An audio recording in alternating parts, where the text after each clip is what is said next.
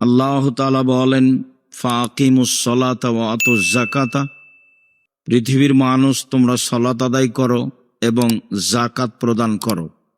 ওয়াতাসিমু বিল্লাহ, আর আল্লাহকে শক্তভাবে ধরো। অলসতা করে ইবাদত করলে আল্লাহকে শক্তভাবে ধরা হয় না। সামাজিকভাবে বিভিন্ন মতবাদ ঝগড়া ঝামেলায় থাকলে আল্লাহকে শক্তভাবে আঁকড়ে ধরা হয় না।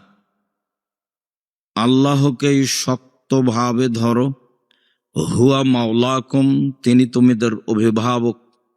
ফানি'মাল মাওলা ওয়া নি'মান নাসির, তিনি উত্তম অভিভাবক, তিনি উত্তম সাহায্যকারী।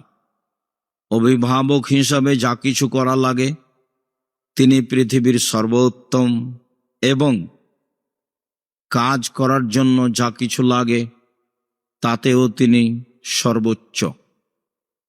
মাধ্যম লাগে না তাকে কোনো কাজ করতে।